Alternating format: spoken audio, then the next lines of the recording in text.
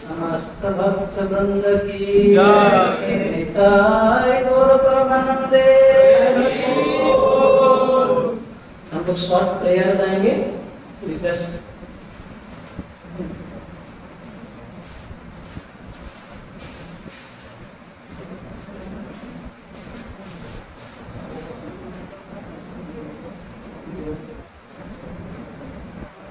हरे कृष्ण। हम लोग एक क्लास आरंभ करने से पहले, ये हमारा ट्रेडिशन है, कहीं पर भी कुछ भी भले वो आध्यात्मिक कार्य हो या कुछ भी मेटेरियल वर्क जो भी हम अपना ड्यूटीज करते हैं, उससे पहले जरूर हम अपने गुरुजन को, स्पेशली गुरु जी से प्रार्थना करना चाहिए ताकि हमें आशीर्वाद मिले। ठीक है, तो specially for any field, whether it is science, technology, music, sports और आर्ट्स, एनीवेयर, कहीं पे भी हम कुछ भी सीखना चाहते हैं, किसका आवश्यक होता है? एक टीचर का आवश्यक होता है, राइट। लेकिन कभी कभी आध्यात्मिक मार्ग में लोग क्या सोचते हैं, शायद कोई गुरु का आवश्यक नहीं है। कुछ लोग तो गीता लेते से बोलते हैं, हम जो प्रचार करते लोग बोलते हाँ मैं अपने नानी से सुना था, अपने दादी से सुना था, बोलते हैं। बट डू यू थिंक आप अगर आपका सपोज दादाजी डॉक्टर है, आप खाली उनसे पढ़ लोगे आपको डिग्री मिल जाएगा? राइट? नहीं, है ना। आप एक आज जाओगे, एक मैकेनिकल इंजीनियर के पास जाओगे, मैकेनिकल इंजीनियर के पास जाओगे, अगर पूछोगे कि मेरा आंख खराब हो गया, कुछ हेल्प कर लो, कुछ करेगा?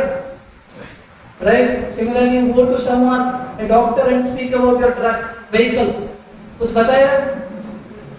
एक्सेप्ट सरेंडर कर ले कि भाई ये फिट मेरा नहीं है कोई, और कि ये उस स्पेशलिस्ट के पास चले जाओ। लेकिन ये सब लोगों को जाकर पूछो भगवान के बारे में, ये नहीं बोले कि भाई जाओ को आध्यात्मिक गुरु के पास, बोलेगा ऐसे? हर कोई जो अपना ओपिनियन देना चालू कर देगा, यही प्रॉब्लम है, राइट। तो let us therefore we need, just like we go to university, schools, colleges, to learn something about your field, whether it is engineering, medical, or chartered accountant, or commerce, anywhere. Similarly, we need to go to a spiritual organization. Like हम लोग आगे sessions में पढ़ेंगे कि 4 university से spiritual चीज सीखने के लिए, उसको गुरु शिष्य परंपरा बोलते हैं, है ना। जैसे साउथ इंडिया में श्री परंपरा है ना। सिमिलरली देयर इज जैसे ब्रह्मा जी से कल ब्रह्म संप्रदाय, श्री संप्रदाय, ब्रह्म संप्रदाय, रुद्र संप्रदाय जो शिव जी से चालू हुआ, और एक चतुष्कुमार से कुमार संप्रदाय। ऐसे 4 यूनिवर्सिटी से आप कहीं से भी सीखो, दैट्स अ बोनाफाइड नॉलेज। ऐसा है जो कि हम आगे के सेशंस में सीखेंगे, लेकिन आज इंट्रोडक्शन है, I will not take much time, but we start with prayer. Okay. ओम अज्ञानतिमिरान्धस्य, सब लोग बोलिए, ज्ञानाञ्जनशलाकया चक्षुरुन्मिलितं येन तस्मै श्रीगुरवे नमः। नमो विष्णुपादाय कृष्णपृष्ठाय भूतले श्रीमते भक्तिवेदान्त स्वामिनिति नामिने। जय श्री कृष्ण चैतन्य प्रभु नित्यानंद श्री अद्वैत गदाधर श्रीवासादि गौर भक्त वृंद। हरे कृष्णा कृष्णा कृष्णा कृष्णा हरे हरे हरे राम राम राम हरे हरे। दिवाचरं पंगुं लंघयते गिरिं यत्कृपातमहं वन्दे श्रीगुरुर्दिनकरं परमात्मनोरसितम्। So this prayer meaning ओम अज्ञान तिमिरंधस्य। तो हम सब लोग जो है अज्ञान में जन्म हुए हैं, है ना। हम अज्ञान में हैं। तिमिर मतलब अंधकार, राइट, रात का समय। हम सब अंधकार में हैं, लेकिन गुरु जो है ज्ञान का अंजन, जैसे अंधेरे में कोई टॉर्च लाइट या स्विच ऑन कर दे, राइट, तो कितना अच्छा लगेगा कि भाई थोड़ा लाइट आ गया, राइट। अभी यहाँ पे अंधेरा रहेगा और बोला जाएगा कोई बिच्छू है, कितना डर रहेगा, शायद मेरे को काट लेगा, क्या होगा, कहीं आप लोग दौड़ने के बदले कहीं गिरोगे, राइट। तो सिमिलरली अंधकार के समय जो है एक व्यक्ति कंफ्यूज रहता है, इग्नोरेंस में रहता है, लेकिन जब कहीं पे लाइट मिलता है तो it's like a great help. Similarly ये प्रेयर जो है ज्ञानाञ्जनशलाकया चक्षुरुन्मीलितं येन, तो गुरु जो है हमारा आंखों में जैसे काजल लगाते हैं, तो ऐसे गुरु जो है हमें ज्ञान अंजन देते हैं। ऐसे गुरु को मैं प्रणाम करता, तस्मै श्री गुरुवे नमः, उनको नमस्कार करता हूँ। तो हम जो भी आज बताने जा रहे हैं या फर्दर सेशंस में होने वाला है, ये प्रेयर्स हम गाते रहेंगे। ये प्रेयर ग्रैटिट्यूड है, क्योंकि one should not be proud of borrowed knowledge. आज जो भी आप नॉलेज प्राप्त करते हो किसी से भी कहीं ना कहीं से प्राप्त किए हो, तो जो भी हम आध्यात्मिक मार्ग में भी प्राप्त किए हैं, इस संस्था के संस्थापक आचार्य को इस्कॉन मंदिर आए हैं, शिला प्रभुपाद का दर्शन किए हैं, राइट। शिला प्रभुपाद ने अथक प्रयास करके एक 70 साल के वृद्ध व्यक्ति वृंदावन धाम छोड़ के अपने गुरु का आदेश पालन करने के लिए कहाँ निकल पड़े? अमेरिका के सबसे बड़ा जो माया नगरी बोला जाए तो it's like people are completely their atheistic, जो भगवान को नहीं मानने वाले, completely in their own world, है ना।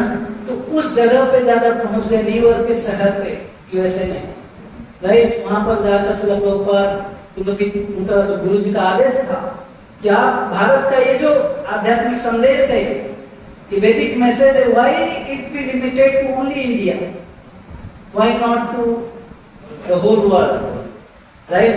तो ये इच्छा था, तो शिला प्रभुपाद ने प्रयास किया। 70 साल उम्र में गए, रास्ता में जाते समय, है ना, एक ऐसा नहीं कि उनको फ्लाइट था, somehow he had not so much of money, तो एक क्या बोलते हैं जो कार्गो शिप जिसमें लॉगेज लिया जाता है जनरली, उसमें निकल पड़े, है ना, ओशन के वायर में। और आप लोग देखोगे रास्ते में उनको 2-3 हार्ट अटैक हुआ, 2 हार्ट अटैक हुआ। तीसरे हार्ट अटैक में ये सोच रहे थे शिला प्रभुपाद अगर इस बार आ गया तो मैं और जिंदा नहीं रहूंगा, लेकिन भगवान स्वप्न में आए, बोले चिंता मत करो, तुम जिस पर्पस के लिए जा रहे हो, जिस मिशन के लिए जा रहे हो, मैं तुम्हारे साथ हूँ। और उन्होंने स्वप्न देखा भगवान जो है वो राइट कर रहे हैं। तब उनको कॉन्फिडेंस आया, धीरे धीरे उनका हेल्थ ठीक हुआ।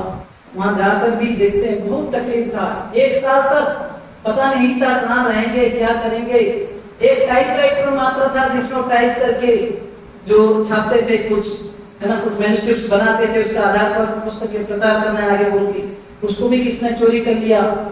फर्स्ट टाइम किसी विदेश ने इंटरेस्ट दिखाया था कुछ यंग लड़का ने, वो सोचा कि उनके साथ रहकर प्रॉपर सोचे इसको मैं गाइड करूंगा, बहुत अच्छा से ज्ञान दूंगा, ये जाकर फिर अमेरिका में प्रचार करेगा सबको।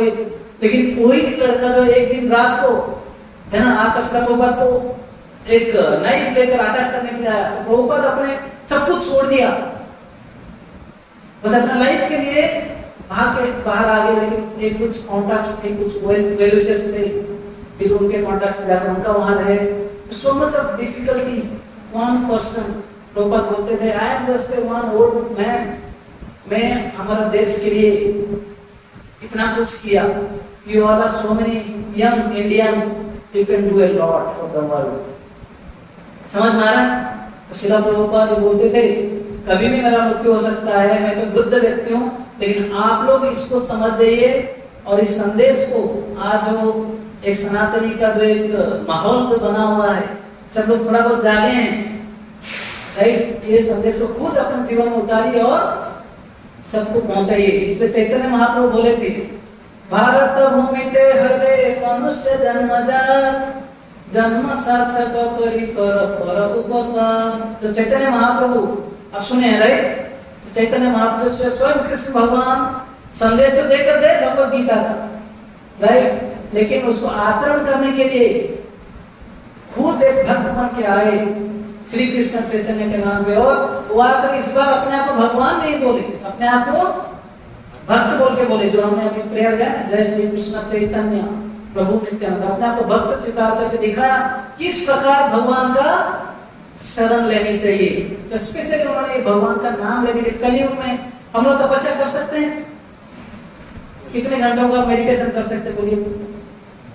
इधर खराटा मारना चालू कर देंगे या माइंड इधर उधर भटकेगा, राइट, तो इतना तो हम नहीं कर सकते, कम से कम, है ना। भगवान बोला कि कलयुग में आप लोग बस सबसे शॉर्टकट है ना, कलो दोष निधे राजन अस्ति एकान महत् गुणा कीर्तना देव कृष्णस्य मुक्त संगस परम भजे। कलयुग जो है दोषों का सागर है, सुखदेव गोस्वामी बोलते हैं, लेकिन फिर भी अगर कोई केवल हरिनाम लेता है, मुक्त संगस परम भजे, सारे प्रकार के जो कर्म से कलयुग में इसके ऊपर से व्यक्ति उठ सकता है, राइट।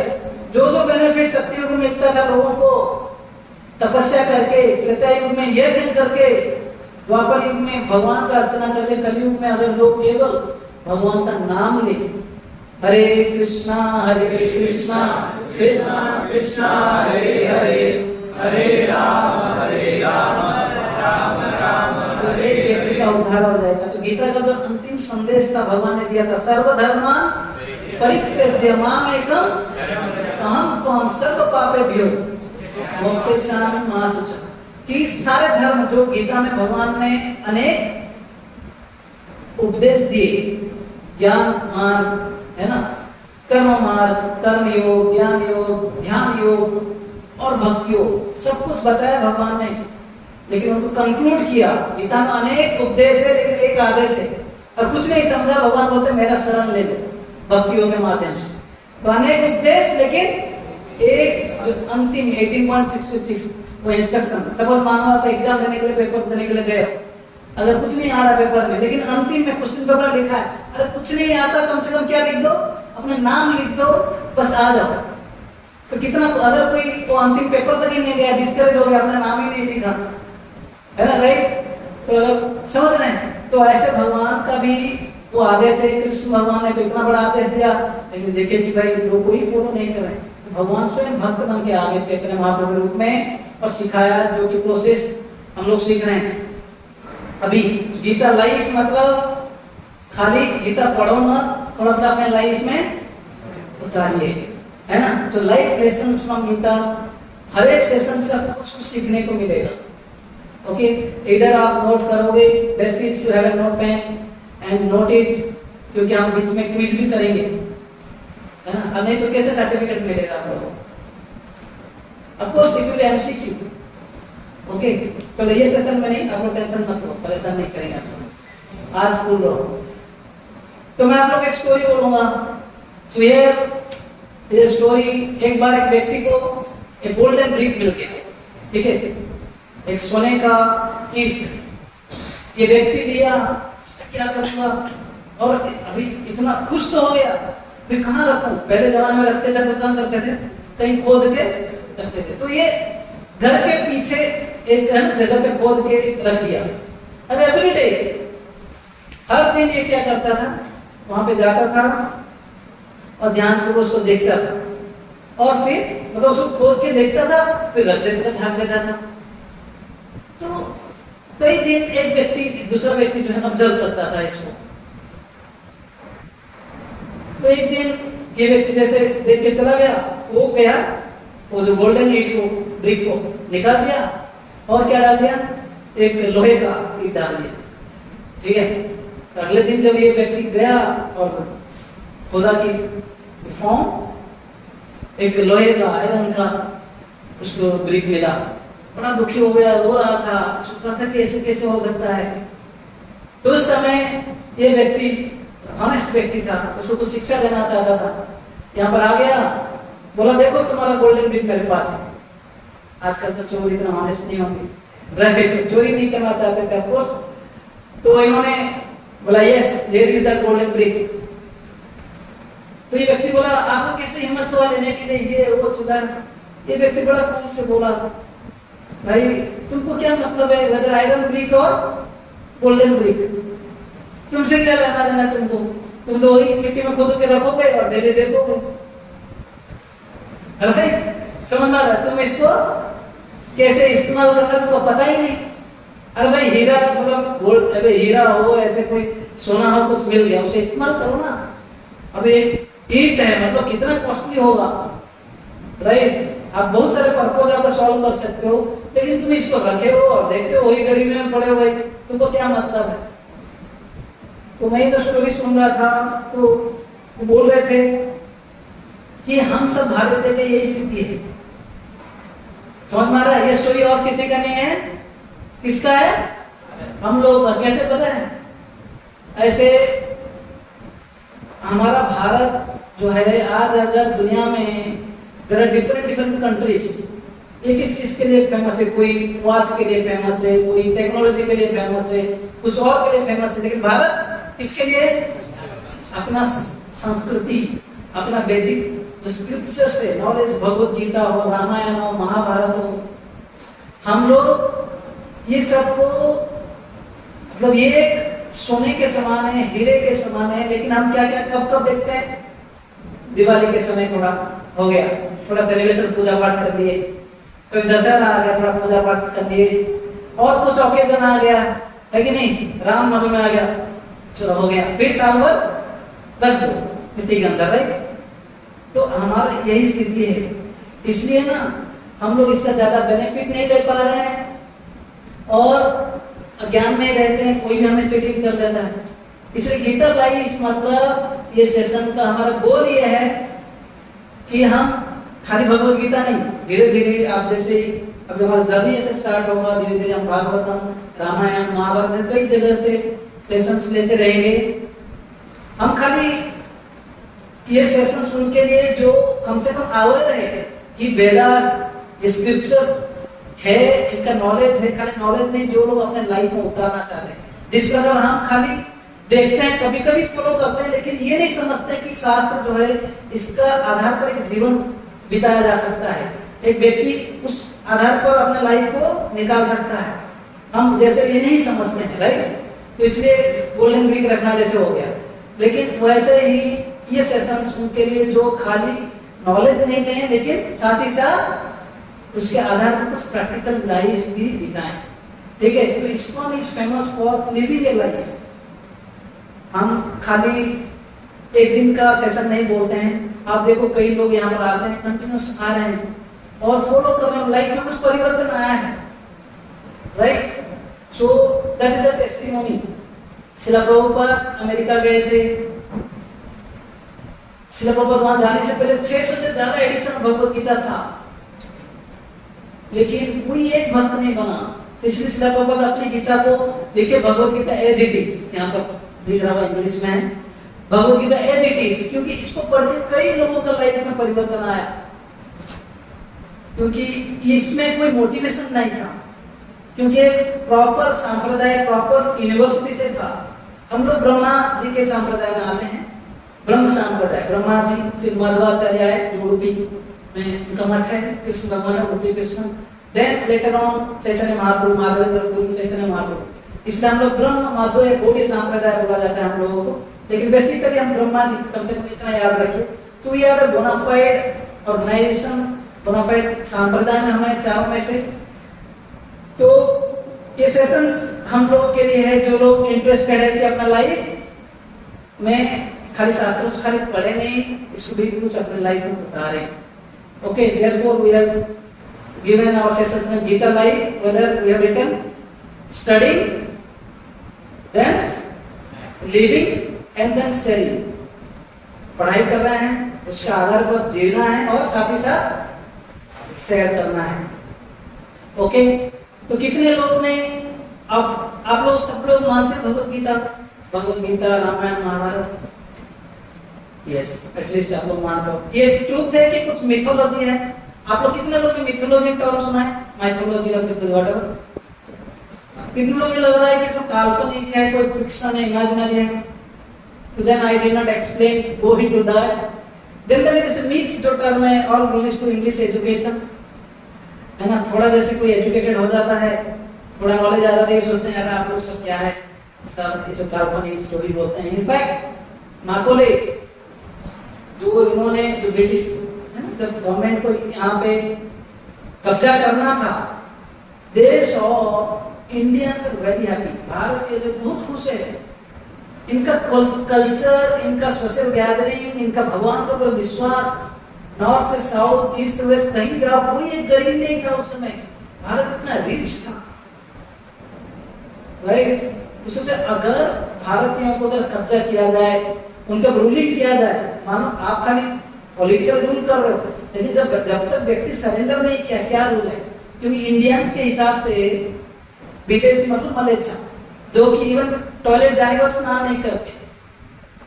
आज हम लोग, कई लोग इसमें से भी होंगे, है ना, राइट।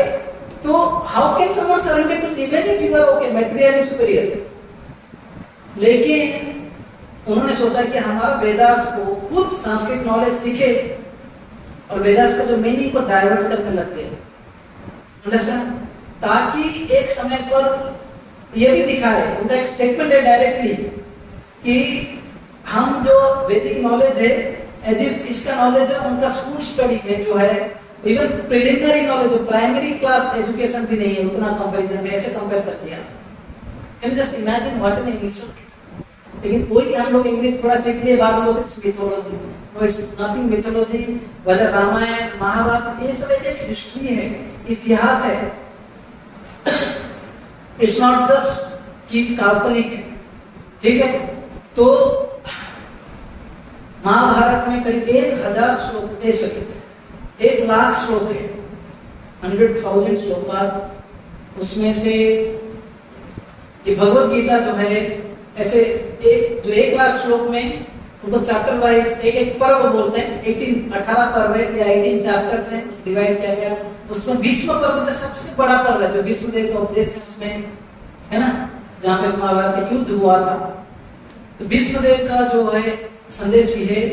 भीष्म पर्व जो सबसे बड़ा पर्व है, जो कि सेंटर में 18 अध्याय का जो 18 पर्व का जो महाभारत है, और उस सेंटर विभिन्न भीष्म पर्व का सेंटर में भी है, तो मिडिल चैप्टर्स में भगवत गीता है। भगवत गीता में कितने श्लोक हैं? 700 श्लोक भगवत गीता है। उसमें भी एक 9th चैप्टर है, 9th चैप्टर उसको बोलते हैं द मोस्ट कॉन्फिडेंशियल नॉलेज, सबसे गुह्य ज्ञान।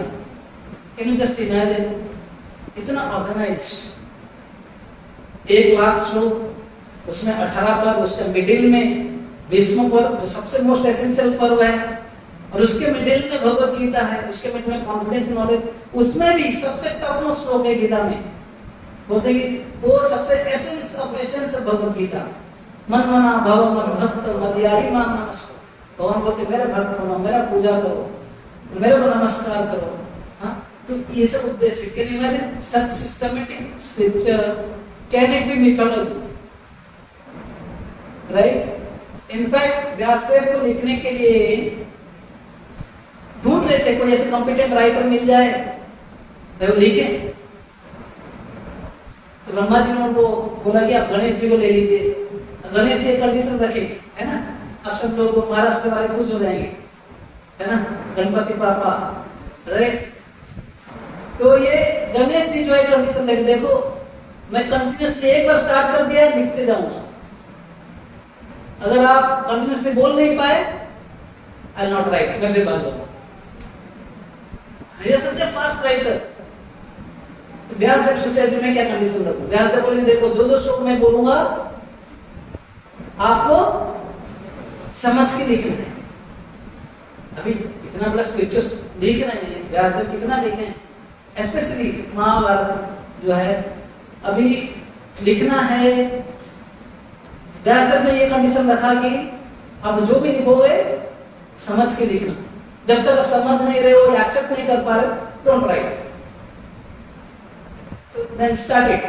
तो जब भी व्यासदेव को कुछ सोचना होता है, कुछ लिखना होता है, आगे का लिखने से कुछ अगर सोचना होता है, व्यासदेव क्या करते थे, कुछ ऐसे क्रिटिकल श्लोक डाल देते थे ताकि गणेश जी सोचते रहे ये let till the time he accept Vyasadeva, then compile, then write, then again dictate.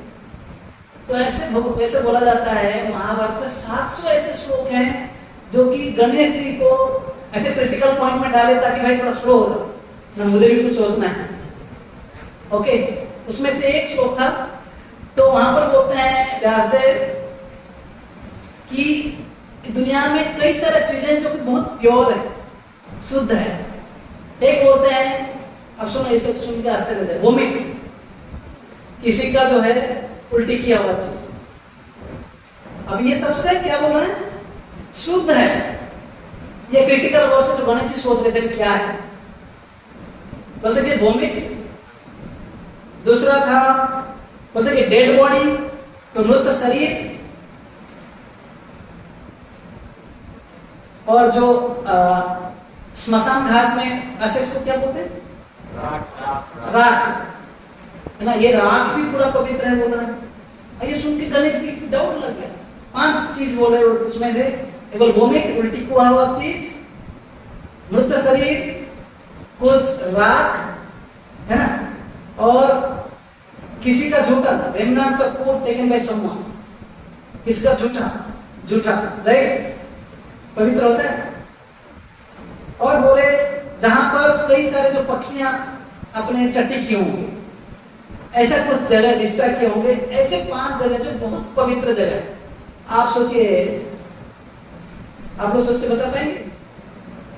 आप लोग के लिए असाइनमेंट छोड़ दें, लिखित के लिए असाइनमेंट है, राइट? तो व्यासदेव जब ऐसे कुछ बीच में, मतलब ऐसे 700 श्लोक हैं। ऑफकोर्स मैं इसका मीनिंग बताऊंगा आप लोग के लिए, सोचने के लिए असाइनमेंट नहीं दूंगा इतना, लेकिन ऐसे 700 श्लोक हैं। ऐसे महाभारत को अगर कोई बोलेगा भाई मिथ है, काल्पनिक है, ये तो मूर्खता है। अगर काल्पनिक है भी, just how glorious it will be.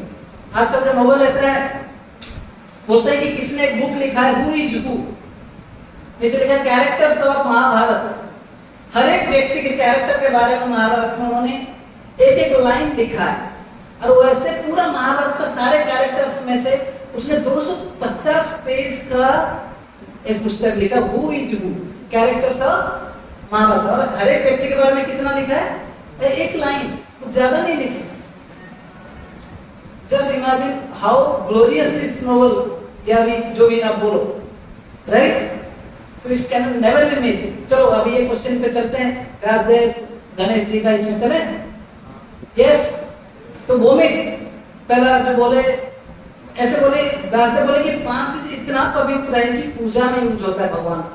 Vomit मतलब जैसे हनी बी, आप देखोगे हनी बी क्या करता है, हनी कलेक्ट करता है, फिर जाकर एक जगह पे डालता है। तो इसका वोमिट का अर्थ है हनी, है ना, जो कि भगवान का जो हनी आता है ना, उसको कुछ फिल्टर नहीं किया जाता, डायरेक्टली भगवान का उसमें सेवा में लग जाता है, चरणामृत बनता है, दसों pure. Similarly dead body, dead body कैसे पवित्र हो सकता है? हाँ, फ्लावर्स नहीं, सिल्क, जनरली सिल्क का कपड़ा पहनते हैं, ऐसे कुछ ऑस्पिशियस मोमेंट होता है तो ऑस्पिशियस लिखी है, तो ये भी सिल्क जो है, देखो सिल्क वार्म से बनता है। बेसिकली क्या है, तो मरने के बाद उनसे जो है सिल्क वार्म जो बनता है, सिल्क बनाया जाता है। स्टेट बड़ी वेरी वेरी ऑस्पिशियस, क्योंकि भगवान का सेवा में लग रहा है।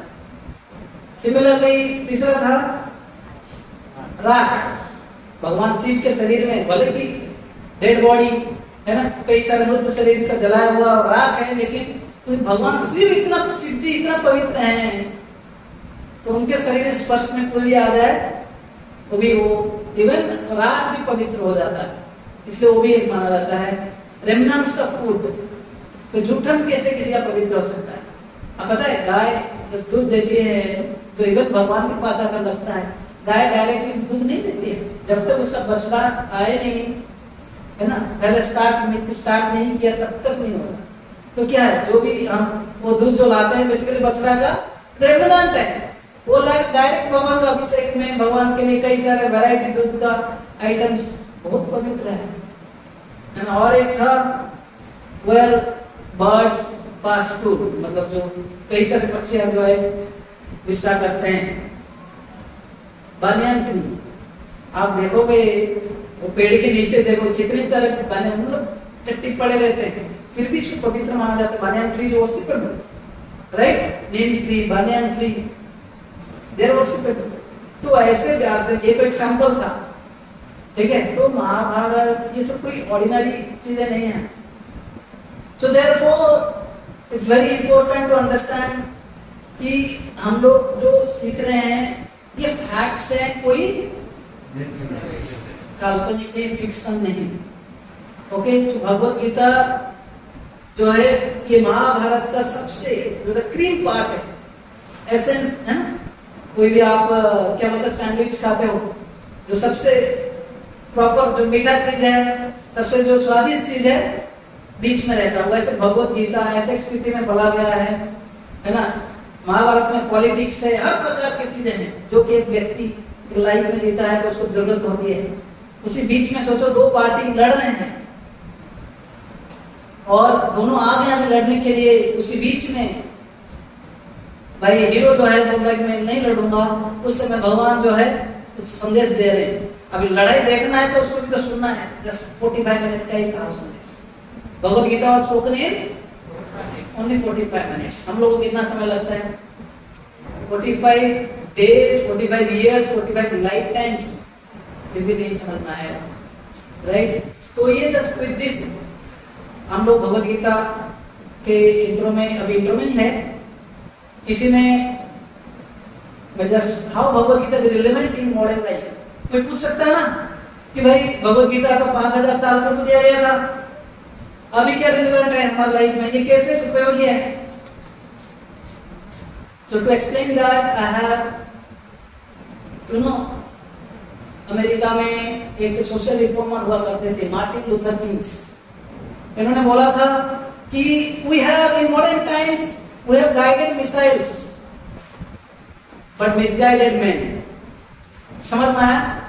We have guided missiles but misguided men, क्योंकि हमने जो साइंस टेक्नोलॉजी इसके तौर पर इतना एडवांस कर चुके हैं कि हम एक आउटर दुनिया को, बाहर दुनिया को कंट्रोल करने के लिए सक्षम हो गए हैं, लेकिन जो अंदर का दुनिया है ना, people have reach summits, advancement बहुत हो चुका है, will be problems like depression specially in modern times. Stress rate world health organization बोलता है सबसे हाईएस्ट रेट रहेगा इस समय में। लोनलीनेस, सुसाइड, है कि नहीं? ये सब चीजें किसके लिए आता है? क्योंकि हम अपना अंदर का दुनिया को कंट्रोल नहीं कर पाए हैं with so much of you know advancement of science and technology. And उन्होंने नेक्स्ट लाइन ये बोला, the means by which we live, जिस प्रकार से हम अभी अपना जीवन परिचर्या में जी रहे हैं, वी हैव फॉरगॉटन और we have become far away from the end for which we are living.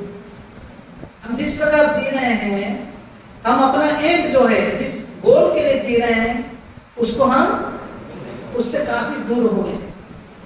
तो basically what is meant to say कि भले हम साइंस टेक्नोलॉजी इसमें आगे बढ़े, लेकिन अपना कल्चर, अपना एथिक्स, अपना वैल्यूज है ना, इसको मत भूले।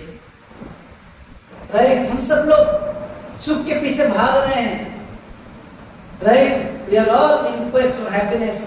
किसी कोई स्पोर्ट्स से, कोई म्यूजिक से, कोई है ना, कोई है ना, कितने सारे लाइन लगा रहता है। इतना गवर्नमेंट ने इतना दया कर दिया कोरोना के बाद, यही सोचा कि भाई पहले जो है ऐसे बियर बार्स खोला जाए। यहां तक कि उन्होंने मतलब कि इवन होम डिलीवरी चालू कर दिया। Just imagine, we are all seeking pleasure, the pleasure is for how long. Right, किसी ने बोला एक स्टोरी कि एक बार ऐसे 10-15 लड़के, एक लॉटरी मिल गया भाई, न्यूयॉर्क शहर चले गए और उनको मिला कि भाई आप 15 दिन यहाँ पे रह सकते हो। और उनको एक 100 फ्लोर में, स्टोरी से कई कुछ लोग सुने होंगे पुराने लोग, 100 फ्लोर में एक टावर में उनको स्टे करने के लिए मिला। लेकिन एक दिन वो जब घूम के आए, सुबह अपना थोड़ा फ्रेश हो जाते थे, घूमने जाते थे, एक दिन शाम को आए, देखते हैं कि भाई इलेक्ट्रिसिटी नहीं है। कुछ डिक्लेरेशन था कि कुछ समय इलेक्ट्रिसिटी नहीं रहेगा। उसी रात भर, of course it's a story, America में आई डोंट नो, 1 मिनट भी करंट जाता है तो लोग सुसाइड कर लेते हैं। ओके, तो उस दिन और कोई ऑप्शन नहीं था कि भाई 100 फ्लोर तक जाएं, कैसे जाएं, तो उनको सीढ़ी से चढ़ के जाना होगा। तभी चलना चालू किए। उन्होंने सोचा कि देखो अभी इतना फ्लोर कैसे चल के जाएंगे, फर्स्ट फ्लोर आने के लिए कितना सीढ़ी होगा, कम से कम 25, राइट, 20-25 होगा कुछ तो। तब 100 मतलब सोच लो 2000 steps, it's not an easy thing. उन्होंने डिसाइड किया कि हम लोग जो है देखो अपना अपना लाइफ स्टोरी बोलते हैं, एक दूसरे का लाइफ स्टोरी, कई सारे कॉमेडी होता है, कई सारे ट्रेजेडी होता है, जो भी एक दूसरे का आपस में बोलते जाएंगे तो क्या हो जाएगा भाई, समय चला जाएगा। तो उन्होंने अभी एक व्यक्ति बोलने चालू कर दिया, ऐसे होते होते 90th फ्लोर तक ऑलमोस्ट पहुंच चुके थे। लास्ट व्यक्ति का जो ऑप्शन था, तो उसको पूछा कि भाई तुम्हारा लाइफ स्टोरी बोलो। वो कुछ नहीं बोल रहा था। बोला कि तुम्हारा लाइफ स्टोरी बोलो। वो बोला कि my life story is very heartbreaking. समझ वाला, वही बोल रहा था बार बार कि my story is heartbreaking. जो हार्ट ब्रेकिंग था तो लोग लगे और भी क्यूरियस हो गए, भाई फिल्मों में कितना दिल टूट जाता है, ये सब बातें सुनते रहते हैं, तो और भी इंटरेस्ट हो गया। सब लोग बोल रहे हैं बताओ बताओ, सब लोग बोले ऑलमोस्ट 99-100 फ्लोर तक हो गया। अभी सब लोग तो उसको पकड़े बोलेंगे तुमको बोलना होगा। उसने बोले कि भाई वो लड़का जो बोला तुम लोग ने मुझे चाबी दिया था, मैं रिसेप्शन में छोड़ दिया हूँ। समझ में, is it not heartbreaking? ये सब नो आप लोग सोच नहीं गए हैं, राइट? तो एग्जैक्टली हमारा लाइफ का स्टोरी भी ऐसा कुछ है। हम लोग बहुत एडवांस कर चुके हैं, लेकिन ऐसे कहीं ना कहीं की जो चाबी है हम भूल गए हैं, how to become happy. But Bhagavad Gita teaches just like a fish out of water can never be happy no matter, है ना, आप उसको एसी रूम में रख लो या बहुत सारे खाना पीने का द्रव्य लाकर उसके सामने रखो, बोलो कि देखो टीवी देखो, एंड्रॉइड्स इसमें चलाओ, खुश होगा कुछ मछली पानी के बाहर नहीं, राइट? जीसस क्राइस्ट भी बोलते थे अगर मानो एक व्यक्ति पूरा दुनिया को जीत लिया है, दुनिया को प्राप्त कर लिया है, लेकिन अपने आत्मा को खो लिया है, या कोई अंधा व्यक्ति सारे दुनिया का पिक्चर्स खरीद लिया है, लेकिन उसको बोला था तुम अपने आंख दे दो, क्या मतलब है ऐसे पिक्चर्स का, ऐसे है ना लाइफ का, जहां पर कि आत्मा का ज्ञान नहीं है। एक पूरा सम्राट है, कई राजा है, कई महाराजा है, कहाँ है आज, कहाँ है नेपोलियन बोनापार्ट, कहाँ है अलेक्जेंडर द ग्रेट? मरते हुए बोला उन्होंने, है कि नहीं? मैं मरते हुए ये बोलो कि डॉक्टर्स मेरे शरीर को उठाए, एक समय बोलते थे है ना आई एम द ग्रेटेस्ट, मरते से बोला I am the greatest but I am the greatest fool. ये कोई और थे ना ग्रेट जो, हाँ गेट यस। तो सोचो, और इवन हाथ को बोला कि जो डेड बॉडी जो कॉफिन में जो रखोगे, हाथ को ऐसे खुला रखो कि दुनिया का मैं कुछ भी चीज लेकर नहीं जा सकते भाई। और सारे जितना भी धन इकट्ठा किया था तुम फेंक के रास्ता में लो, डॉक्टर्स लेकर जाए, ऐसे कई इंस्ट्रक्शन देते। मतलब कहाँ गया आज, right? Happiness is not by just measured by having things with us और going to some highest point, सबसे बड़ा बनेंगे, लेकिन ये सब कुछ यहीं पे छोड़ के जाना पड़ेगा। आत्मा का ज्ञान भगवद का पहला संदेश है, इट्स रेलिवेंट।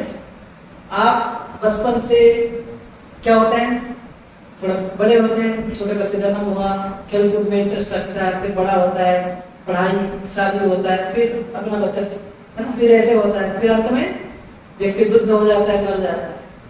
भगवत गीता में यही बोल रहे हैं, देहिनोस्मिन् यथा देहे कौमारं यौवनं जरा तथा देहांतर प्राप्ति, दूसरा शरीर प्राप्त कर लेता है, धीरस्तत्र नौम्यति। बुद्धिमान व्यक्ति जो है विचलित नहीं होता है, मृत्यु के लिए डरता भी नहीं है, वो अपना कॉन्शियसनेस तैयार करता है। तो देयरफॉर हम जब गीता पढ़ रहे हैं, इट्स वेरी वेरी रिलेवेंट, है ना। रियल हैप्पीनेस क्या है, डिफरेंट लेवल्स ऑफ प्लेजर्स हम आगे देखेंगे। तो मनुष्य लाइफ में specially we have a higher role. आप देखेंगे पशु पक्षी जो है 4 एक्टिविटी करते हैं, आप लोग बोलिए मेरे बात। आहार निद्रा भय मैथुनम समानमेत पशुभिः नराणां धर्मो हि तेषां अधिक विशेषो धर्मेण हेना पशुभिः समानाः। How human beings are superior to animals. मनुष्य जो है पशु से कैसे सुपीरियर है? पशु जो है एक है ना, पशु पक्षी जो भी देखेंगे, ये आहार, ईटिंग, निद्रा, भय, प्रोटेक्शन एंड मैथुन, मतलब प्रोक्रिएटिंग चिल्ड्रन। ये आहार, निद्रा, भय, मैथुन, ये 4 प्रकार के कार्य में हर कोई लगे हैं। आप अगर केवल मनुष्य जो है धर्म क्या है, अधर्म क्या है, अच्छा क्या है, बुरा क्या है, इसका निर्णय कर सकता है, लेकिन नहीं। आप गाय को बोलोगे भाई जाओ आलू का रेट पूछो, बोलेगा? सीधा जाएगा, मुंह डालेगा, जब सबके पास पीटेगा तभी निकलेगा। लेकिन आप ऐसे करोगे तो क्या होगा? जेल जाओगे, ऐसे कहीं से भी कुछ उठा लोगे तो। ट्रैफिक रूल में कोई डॉग अगर पार कर दिया उसको पनिशमेंट मिलेगा, लेकिन आप पार कर देंगे तो ऐसे रेड सिग्नल में मिलेगा, because the more is given the more is expected. Doctor E.W. Wilson एक फिजिसिस्ट थे, इन्होंने बोला human beings do not contribute to the ecology. Human beings the most advance species हमारे इकोलॉजी जो बैलेंस में कुछ भी कंट्रीब्यूट नहीं करता। इसका मतलब क्या है? पशु पक्षी जो भी है वो एक लॉ ऑर्डर फॉलो करते हैं, but human beings are meant for some higher purpose. आप लोग को आहार निद्रा भय मैथुन में नहीं रहना है। मनुष्य गीता में शास्त्र में बोला गया, वेदास में, अथा तो ब्रह्म जिज्ञासा उत्तिष्ठ जागृत है ना, प्राप्तवान निबोधत। हम लोग सुने हैं, किनका स्टेटमेंट है? स्वामी विवेकानंद, राइट? उत्तिष्ठ मतलब उठो, जागो, अभी मनुष्य जन्म मिला है, यूटिलाइज करो, अथा तो ब्रह्म जिज्ञासा, है ना, उसको यूज करो, है ना। यहाँ पर अगर मैं कोई सेमिनार दे रहा हूँ, मैं बोलूँगा गाय लोग आ जाओ या कुत्ते लोग आ जाओ, आएंगे, लेकिन आप लोग आए हैं अपने कीमती समय निकाल के, वो भी संडे का after just imagine. Thank you all of you for coming, right? So therefore human life is meant for a higher purpose, and Bhagavad Gita is not just an ordinary book, it's the manual of our life. जैसे आप एक mobile खरीदे, आपको एक manual मिला था, फिर laptop खरीदा, साउंड सिस्टम खरीदा, कोई भी चीज आप खरीदो एक मैनुअल मिलता है। वैसे ही हमको मनुष्य जन्म मिला है, लेकिन हमको पता नहीं कैसे इसको यूटिलाइज करना। इसके कारण क्या कई सारे तकलीफ होता है ना। हम ऐसे बोला जाता है व्यक्ति जो है 7 प्रकार के कष्ट से पीड़ित हैं, जन्म मृत्यु जरा व्याधि, मन शरीर से कष्ट, दूसरे जीवात्माओं से कष्ट, प्रकृति के द्वारा कई प्रकार के कष्ट, ये सब कष्ट में व्यक्ति संघर्ष कर रहा है। मन सष्टानि इंद्रियाणि प्रकृति स्थानि कर्षति, इतना भगवान मन और इंद्रियों से भी स्ट्रगल कर रहा है। मन पुश कर रहा है कि ये काम कर लो, हालांकि वो गलत है। इंद्रियां बोलता है, आंख बोलता है बुरे चीजें देख लो, लेकिन बुद्धि बोलता है ये अच्छा नहीं है। तो there is always a tug of war inside। अगर हम इसे को समझना है, कहाँ पे मिलेगा? ये मैनुअल में, भगवत गीता में। इसलिए शंकराचार्य इसका ग्लोरिफिकेशन में बोलते हैं, गीता सुगीता कर्तव्य किमन्य शास्त्र विस्त्र है ना। बोलते हैं गीता जो सुगीत जो भगवान के द्वारा बताया गया है, किमन्य शास्त्र विस्त्र है। वेदास में लाखों करोड़ों श्लोक हैं, हम पढ़ नहीं सकते। बोले या स्वयं पद्मनाभस्य मुख पद्मा विनिसृता, बोलते स्वयं भगवान पद्मनाभ जिनके नाभि कमल से जो ब्रह्मा जी आते हैं, ऐसे भगवान के मुख से जो मुखनिष्ठ भगवान का वाणी निकला है, ये Bhagavad Gita essence of essence है ना। तो इसको अगर ये है, what is the need of other scriptures? So therefore it's manner of life. हम धीरे धीरे बहुत सारी चीजें सीखेंगे। ऐसे आप अगर भगवत गीता का आरंभ में अगर थोड़ा बहुत आप लोगों को ज्ञान है ही, तो दो पार्टी थे, एक पांडव और एक कौरव की। इसका हिस्ट्री मैं बाद में बताऊंगा। आज का हम थोड़ा लेसन ले लेते हैं। तो एक है दुर्योधन, एक साइड में लीडर और एक तरफ युधिष्ठिर, है ना। ऐसा बोला जाता है, अगर भगवत गीता को डायरेक्टली देखें, हमारे लाइफ में भी एक युद्ध के बीच में ये भगवत गीता जो संदेश था, शांति का संदेश। कई लोग बोलते हैं भाई अहिंसा परम धर्म। अभी खाली अहिंसा परम धर्म है, मानो आपको कोई अटैक कर रहा है, आपका माँ बहन को कोई छेड़ रहा है, उस समय बोलो अहिंसा परम धर्म। क्या बोल रहे हैं? गलत है। एक्चुअली शास्त्र में उसका नेक्स्ट लाइन ये थी, हिंसा धर्म तथैव च।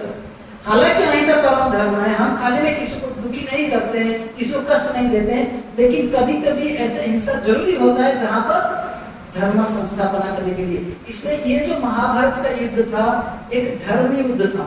हम पानीपत युद्ध के बारे में चर्चा नहीं कर रहे हैं, कारगिल युद्ध के बारे में यहाँ पर चर्चा नहीं कर रहे हैं। Of course that is also important to us, लेकिन हम स्पेसिफिकली आज नहीं, है ना, कारगिल वॉर या पानीपत वॉर कितने लोग डेली डिस्कस करते हैं। ये जो महाभारत युद्ध और उसी के बीच में जो संदेश, इसके बारे में चर्चा होता था।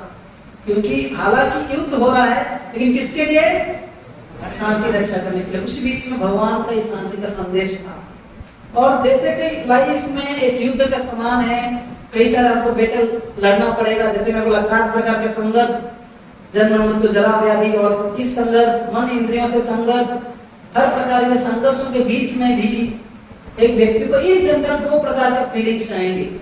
एक है दुर्योधन मेंटालिटी का और एक युधिष्ठिर मेंटालिटी का। दुर्योधन क्या था पता है? कैसे फाउल गेम प्लेयर, दुर्योधन मतलब जो जीवन के युद्ध में हारता है, क्योंकि फाउल गेम प्लेयर है।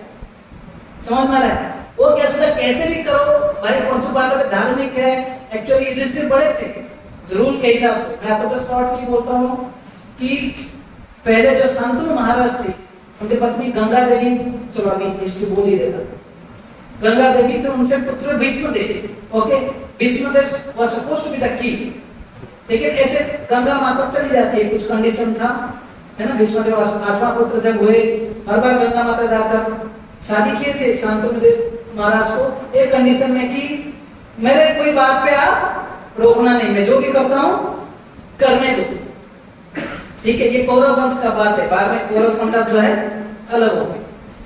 तो भीष्मदेव अभी 8वां पुत्र थे, जब 7 पुत्र को गंगा माता को देकर भसा देती थी, है ना, नदी में, गंगा में। तो अंतिम जो भीष्मदेव के बाद में ये सहन नहीं हुआ शांतनु महाराज को, एक एक पुत्र के बाद एक एक पुत्र आसक्ति के कारण लगे थे, लेकिन समहाउ ये और सहन नहीं हुआ उनको। लास्ट में जैसे ही रोके भीष्मदेव, गंगा माता बोली कि अभी मैं जा रहा हूँ, कि गंगा देवी चले गए, लेकिन शांतनु महाराज और भीष्मदेव को लेकर ट्रेनिंग दिए वहां पर, ठीक है। स्वर्गलोक में लेकर ट्रेनिंग दिए, कोई ऑर्डिनरी नहीं थे भीष्मदेव। और बाद में अभी राजा के बाद भीष्मदेव इतना वेल बिहेव्ड थे, जब आए और राजा बोले युवराजी वो होने वाले थे, लेकिन बाद में शांतनु महाराज एक बार और एक मत्स्यगंधा सत्यवती से उससे आकर्षित हो गए थे। जब उनका पिताजी को जाकर बोलते हैं शादी करने के लिए इनसे, तो उन्होंने बोले एक कंडीशन रखा कि जो है तभी मैं दूंगा, लेकिन मैं अभी मत्स्यजीवी का राजा मतलब इतना हाई कैटेगरी नहीं है, लेकिन वहां का राजा था, वो बोला कि लेकिन मैं चाहता हूँ मेरा बेटी का पुत्र जो राजा बनना चाहिए। तो शांतनु महाराज बड़ा दुखी हुए। तो Vishnudev is such a nice boy, है ना, इतना वेल है, हर कुछ में एक्सपर्ट है, लेकिन फिर अभी इसको कैसे मैं प्रॉमिस कर सकता। शांतनु महाराज एक दूसरे से अट्रैक्टेड भी थे सत्यवती से, लेकिन साथ ही साथ विष्णुदेव को भी कैसे मैं त्याग सकता हूँ कि, और इनका बेटा को कैसे मैं राजा बना सकता हूँ। वो बड़ा दुखी थे, लेकिन विष्णुदेव ऐसा बेटा थे, अपने पिताजी क्यों दुखी है, मंत्रियों से पूछताछ किया, जब पता चल गया तो राजा के पास जाकर बोलते हैं, जो मत्स्यगंधा जो उनके जो सत्यवती के पिताजी के पास बोलते हैं, तुम क्या चाहते हो, तुम्हारा बच्चे राजा होंगे? यस, उसके लिए मैं तैयार हूं, मैं ये कंडीशन एक्सेप्टेड है ना। तो आगे बोलते हैं क्या गारंटी है, लेकिन उसका बच्चा का बच्चा तो फिर राजा बनेगा ना। देखो कितना क्रिटिकल। विष्णुदेव बोले अगर ऐसे तुमको डाउट है मैं शादी नहीं करूंगा। उन्होंने उस समय जो क्या भाव लिया, मैं और शादी नहीं करूंगा। विश्व मतलब बहुत बृहद व्रत होता है, बहुत बड़ा चीज होता है। तभी जो स्वर्ग से है ना फवास आने लगे, सब लोग पुष्प वर्षा करने लगे, इतना बड़ा व्रत लिया। जनरली देखो पहले जमाने में कई साधु संत तो ब्रह्मचारी रहते थे, फिर विष्णुदेव जो बोले कि मैं शादी नहीं करूंगा, कौन सा बड़ा व्रत था? क्यों? सोचने वाली बात है कि नहीं? अगर कई लोग साधु संत जो ऐसे जंगल में रहते थे बिना शादी के और तपस्या में रहते थे, अब विष्णुदेव खाली बोले कि मैं शादी नहीं करूंगा, तो इसमें कौन सा बड़ा बात हो गया?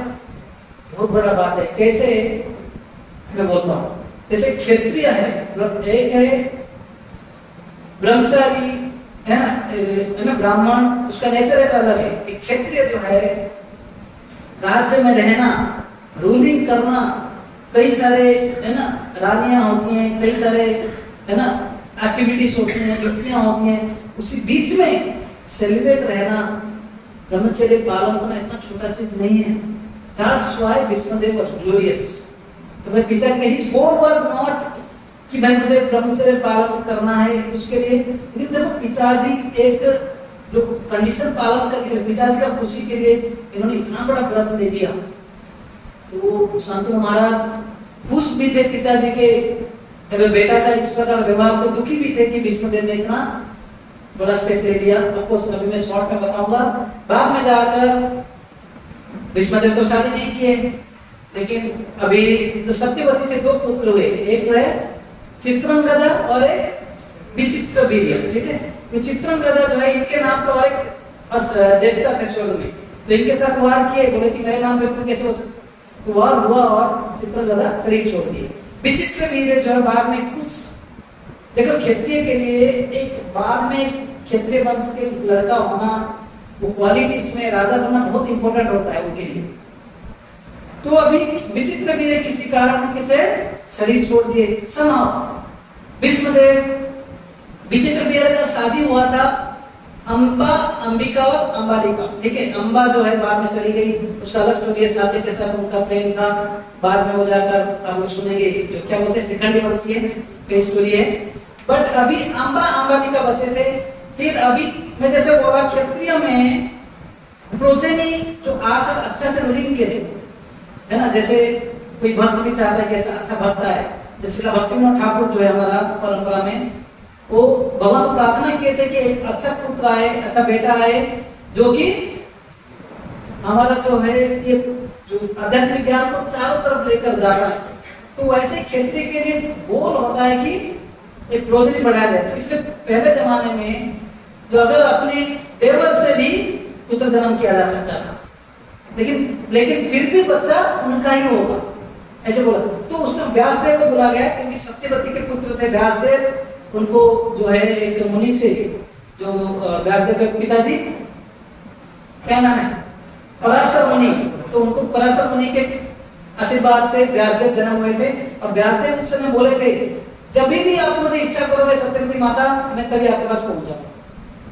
तो सत्यवती बुलाए, अभी भीष्मदेव को बोले अभी जब भी देखो चित्रलद नहीं है, विचित्र वीर्य नहीं रहे, हालांकि उनके पास 2 रानियां थी, तो अभी क्या बोल रहे थे सत्यवती को कि भीष्मदेव आप इन्हीं से पुत्र पैदा करो। लेकिन भीष्मदेव ने ब्रह्मचर्य का व्रत लिया है, तो उन्होंने अपने भाव रखने के लिए बोला कि नहीं।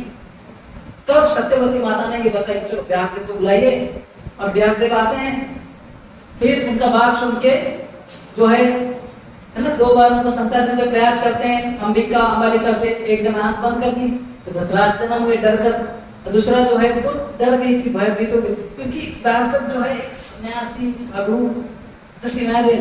है ना, इतने दुबले पतले, तो उसके कारण जो पांडु महाराज बने, हालांकि क्वालिटीज उनके पास बहुत सारे क्षेत्र के अच्छे गुण थे, लेकिन फिर भी थोड़ा वीक थी, ठीक है। तो ऐसे बाद में क्योंकि और तीसरे पुत्र हुए विदुर जो कि दासी से जन्म हुए, तो 3 भाई थे, ये जनरेशन। अभी बात हुआ कि राजा कौन बनेगा, विदुर तो विदासी पुत्र है, एक है धृतराष्ट्र और एक पांडु महाराज। पांडु महाराज राजा बने कि धृतराष्ट्र अंधे थे, हालांकि बड़े थे लेकिन अंधे थे, तो इस धृतराष्ट्र के मन में जो ग्रज था, धृत मतलब अटैचमेंट, राष्ट्र मतलब राज्य से। पांडु महाराज बाद में राजा बनते हैं, अच्छा से रूल करते हैं, सब कुछ कम उम्र में उनका शरीर छूट जाता है। तो यहाँ पर ब्रह्मचर्य का प्रसाद। तो अभी मतलब जो है ये था कि पांडु महाराज राजा बने, इन कम उम्र में जब शरीर छोड़ देते हैं, उनके जो बच्चे होते हैं वो रूलिंग नहीं कर सकते थे। लेकिन भीष्मदेव का ये कंडीशन था, भीष्मदेव इस कंडीशन में रहते थे जो भी रूलिंग राजा होगा मैं उसको सपोर्ट करूंगा।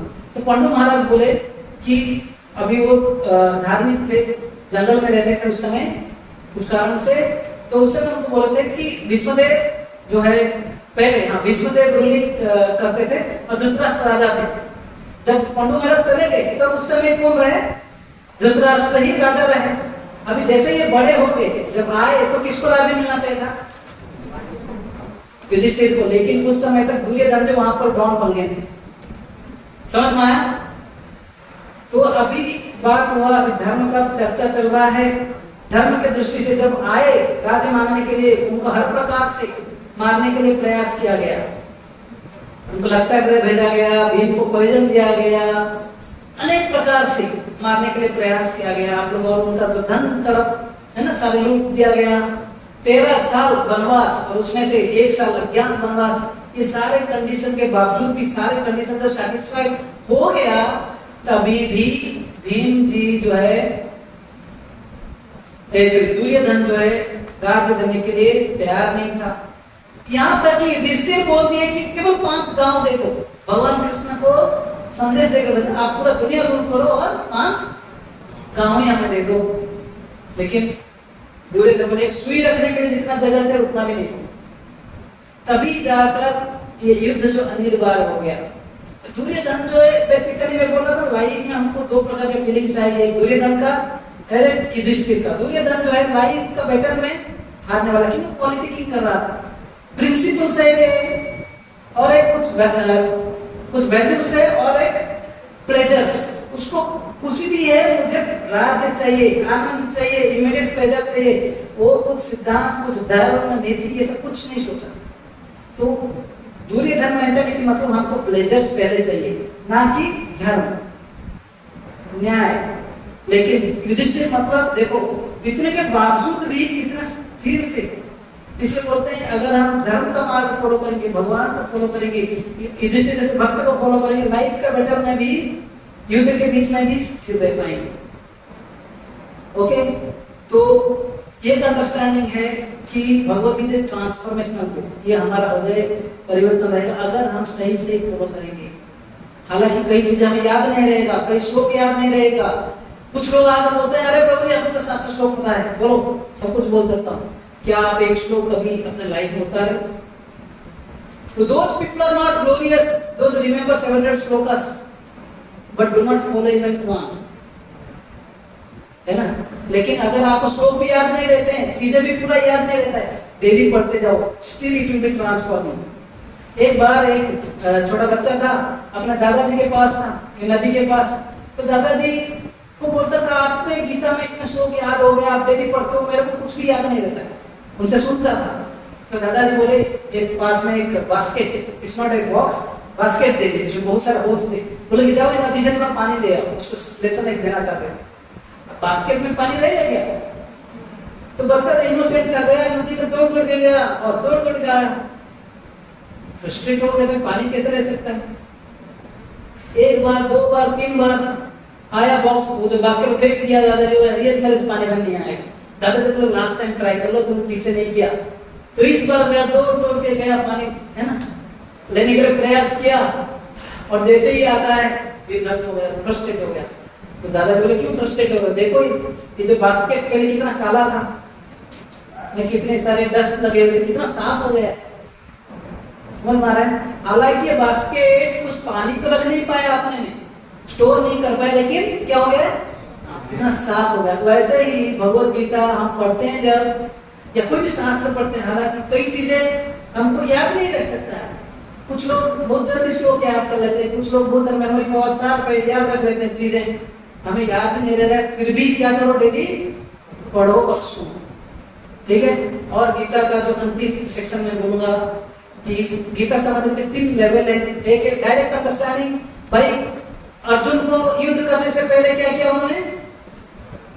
गीता सुना, मतलब अपनी ड्यूटी अच्छे से करना है तो गीता सुनो। कि धर्म संकट में पड़ गया था, क्या अच्छा क्या बुरा समझने के लिए भी क्या करो? गीता पढ़ो। पहला मैसेज डायरेक्ट अंडरस्टैंडिंग है। गीता देखा, अर्जुन कंफ्यूज था युद्ध से पहले, अपने परिवार वाले गए, अच्छा क्या है बुरा क्या है डिसाइड नहीं कर पा रहा हूं, क्या करो? गीता पढ़ो, समझ में आ जाएगा। Second understanding, life is a battle, right? युद्ध भूमि में हम लोग है, और है ना, युद्ध भूमि में अगर हमें, तो भगवान ने क्या किया, उसको युद्ध भूमि को एक क्लासरूम में मतलब कन्वर्ट कर दिया, है ना? तो जैसे युद्ध भूमि मतलब कई सारे अप्स डाउन्स होंगे, कभी जीतेंगे कभी हारेंगे, कई सारे है ना बाण लगेंगे आपको। तो ऐसे हम लोग एक युद्ध भूमि में ही है एक दृष्टि से, वो सब आएंगे। लेकिन अगर स्टेडी बनना है तो अपने आप को जो है भगवद गीता के आधार पर, जैसे अर्जुन ने भगवान से सुना, क्लासरूम में बैठ के जैसे भगवद गीता को सीखे समझे, ये एक सेकंड लेवल है कंपैरिजन अगर करें। तीसरा है आध्यात्मिक लेवल पे बोला गया है कि अर्जुन जो है हम सब लोग के साथ तुलना किया गया है। अर्जुन का जो चैरियट रथ है ये हमारा शरीर के समान है, और जो अर्जुन जो है हम लोग जैसे जीवात्मा है, एक रथ में बैठा हुआ है, और ये जो युद्ध भूमि है ये दुनिया है, ठीक है? और हमारा सिचुएशन है दुनिया में, हालांकि भगवान हमारे साथ में रथ में कौन बैठे थे? भगवान थे कि नहीं? भगवान हालांकि थे, फिर भी अर्जुन दुखी था। क्यों? अब समझ लो, हम ही दुनिया में है, शरीर में जीवात्मा बैठा आत्मा, और हमारे साथ भगवान भी हमारे शरीर रूपी रथ में बैठे हुए हैं, फिर भी हम लोग दुखी है। क्योंकि हम नहीं जानते कि मेरे पास मेरा बेस्ट वैल्यू बैठे हुए हैं, I have to just take guidance from him, लेकिन वो भूल गए हम, राइट? इसलिए हम दुखी हैं। तो एग्जैक्टली हालांकि अर्जुन भगवान का युद्ध भूमि में था, भगवान के साथ था, लेकिन भगवान के इच्छाओं के साथ नहीं था। भगवान चाहते थे धर्म संस्था बनाने के लिए, अर्जुन सोच रहा था मैं कैसे मेरे परिवार को मार लूं, कैसे मैं एंजॉय करूं, है ना? ये लोग सब मर जाएंगे तो मैं कैसे एंजॉय करूंगा, मारने से पाप चढ़ जाएगी, अनेक प्रकार के ऐसे बात कम, तो बहुत सारे आर्गुमेंट दिए, 5 आर्गुमेंट दिए प्रथम अध्याय में गीता में, समझ रहे हैं? तो गीता जो है एक योग शास्त्र में बोला गया है, मैं अगले क्लास में बोलूंगा, समय हो चुका है। तो अर्जुन जो है हालांकि भगवान के साथ में था, लेकिन फिर भी भगवान के आदेश के वियोग से उनके साथ नहीं था। योग मतलब भगवान से जोड़ना, फिजिकली भगवान के साथ था, लेकिन भगवान के जो इच्छा के साथ वियोग सेपरेट थे, इसलिए वो दुखी थे। लेकिन जब फिर भगवान से गीता सुने, योग कई सारे योग बोला गया है। योग मतलब जोड़ना, लिंकिंग प्रोसेस, जोड़ना। योग मतलब सब्ट्रैक्ट करना, राइट? तो गीता सुनने के बाद अर्जुन फिर से अपने जो भगवान के संदेश के साथ स्थित हो गए, इसलिए फिर से उठे बोले कि नष्ट मोह स्मृति लब्ध्वा तत् प्रसादम मया अच्युत। मतलब भगवान अच्युत, आपकी कृपा से मेरे सारे मोह चला गया है, आपकी कृपा से अभी मैं उठ गया हूँ। करिष्ये वचनम तव, आप जो बोलेंगे मैं वो करूंगा। राइट? तो ऐसे जब भगवद गीता हम सुनेंगे तो हमारे लाइफ में कई सारे परिवर्तन आएंगे।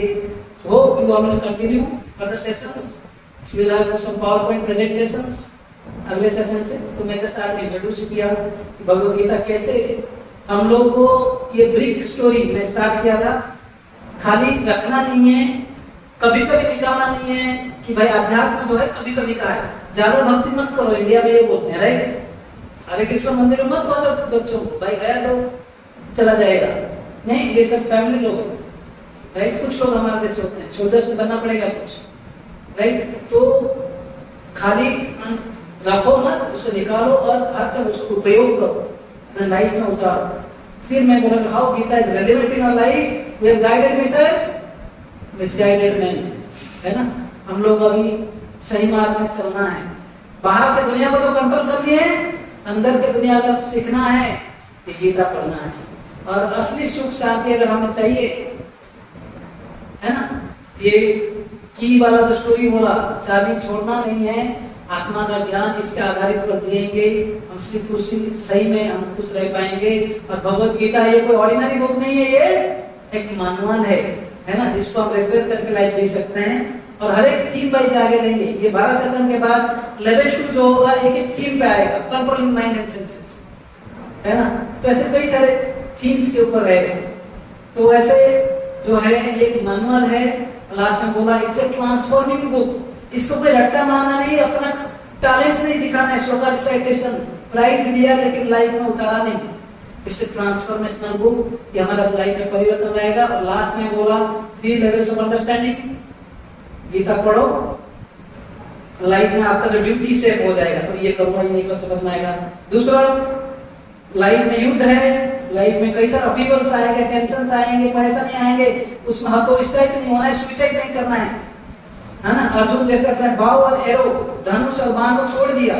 ऐसे बोला गया है लाइफ में कई तकलीफ आएगा, धनुष बाण जो हमारा दृढ़ता, उसको फेस करने के लिए दृढ़ता है।